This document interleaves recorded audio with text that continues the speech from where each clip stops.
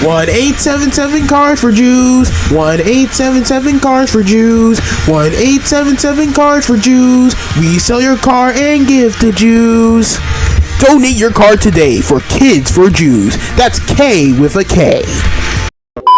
Hey guys, it's your boy Grumpy back at it again with another video, and today we're going to be talking about Kars4Kids. Now, for those who don't know what Kars4Kids is, to summarize it, Kars4Kids is a non-profit organization where you basically sell your cars away for kids. But what if I told you that Kars4Kids was all a facade, and it was actually a way to give it to another organization which literally sends Jewish kids into Israel so then they can figure out their identity in their own religion?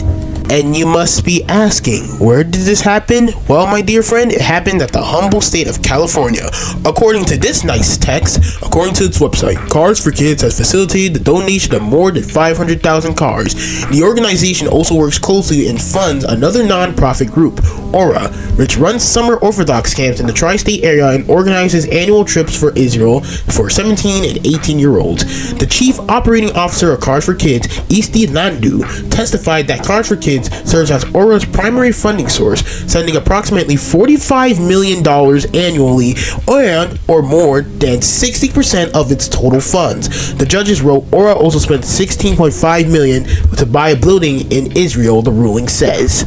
So, for those who don't know, Aura is an actual website that if we were to actually search right now, it actually does show up, which I think is kind of insane that the whole entire time you had people genuinely thinking that they donating these cars into kids to actually be realizing that they're actually sending them to Israel.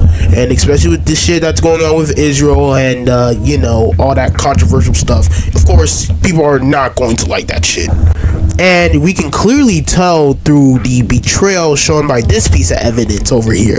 Orange County Superior Court Judge Gasa Aparkin issued the May 8 ruling against Kars4Kids and its jingle featuring children dancing and singing. The decision came in a lawsuit filed by a California man who argued the ad prominently features young children, even though some of the proceeds were directed towards programs benefiting Israel trips for elder teens. Money cannot undonate a car or restore the donor's belief that they were helping a local needy child, the ruling says. The evidence also shows that the children, especially needy or underprivileged children, are not the recipients of the proceeds of the donations. And we can see more of his betrayal from Paterberg himself.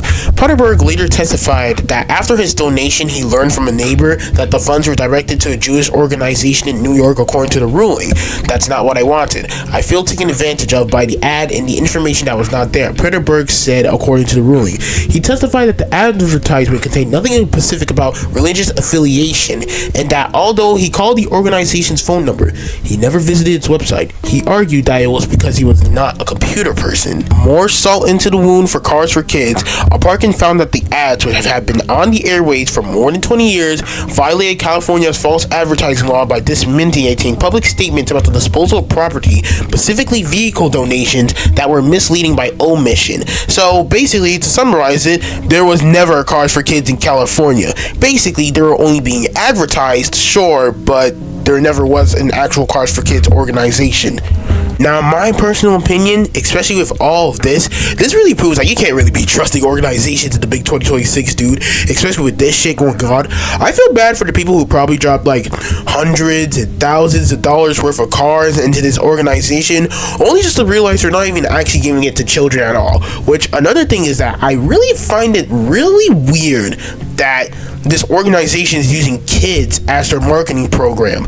You know, I probably wouldn't be surprised if the kids were probably Israeli too. Now, jokes aside, obviously, it is obviously weirdly predatory, and it also really shows on how even some of the most trusted organizations, the ones that have been doing this shit for years, can really just swap or always be having alternate motives. But this is all for this little yap sesh. I'd like to thank you guys for watching this video, and I'll see you guys later. Peace.